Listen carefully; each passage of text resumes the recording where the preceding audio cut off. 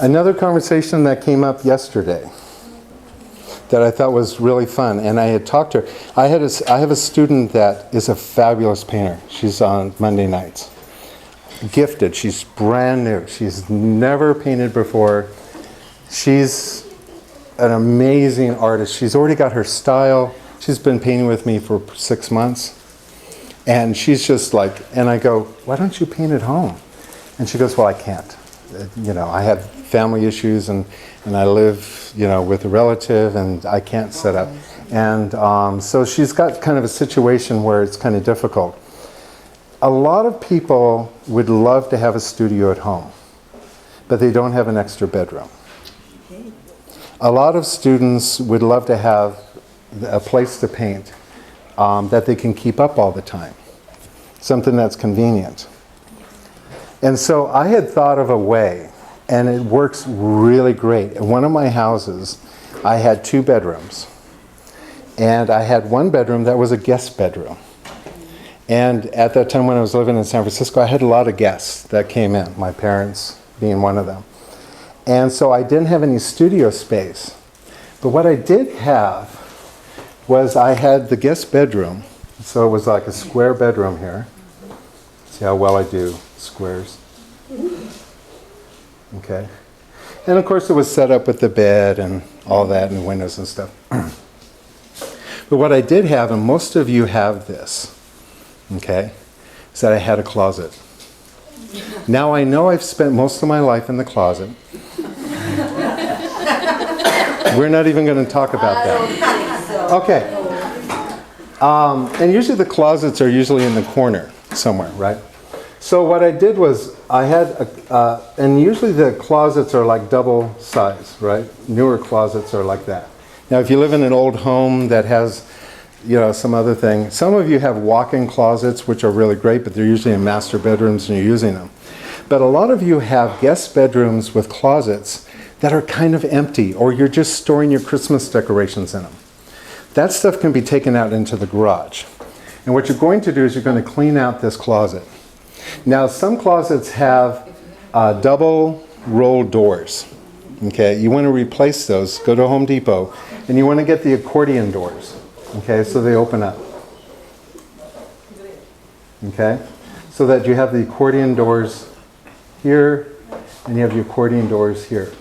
This, you take everything out, including the shelves, the bar, everything. Just a totally empty space. Then you go on to eBay, and you buy yourself, or some of the thrift shops around the area have old wooden easels. Not the metal ones, not anything, but you need the old wooden easels that have the little bar at the bottom, and it has that little triangle thing in the back. People dump them because they get really wobbly. And you take off the back of it and the bottom of it, so that you only have this part of it, okay? And what you do is that you bolt it right onto the wall, right here. Boom. Okay? So that it sits absolutely straight up against the wall.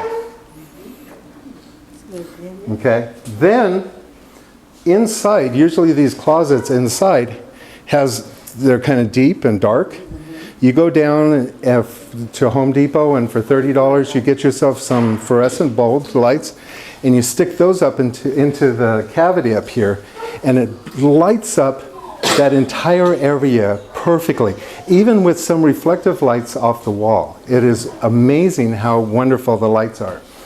You get yourself a chair here, you have your lights overhead, and then you put in your little tabaret thing in here, and then you put in a couple of bookcases here for all of your art stuff or your art things. Okay, so you actually create this little wonderful oasis.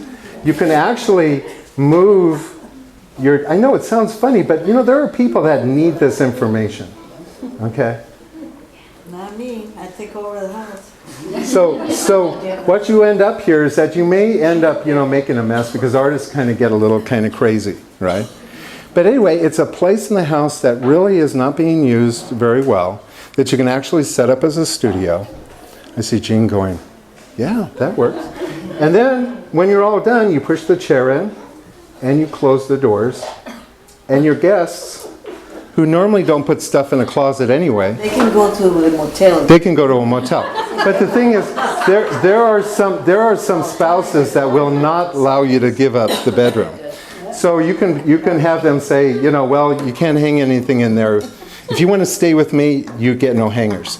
But you can have everything else. But anyway, but you can still have this isolated spot to make it into a closet and close everything away, and you've got your little mobile studio there. So anyway, I just thought that was a really great idea. But I took the milk area because there's no need to do 2 tables. Well, sure, you can do that now because you have no more kids at home.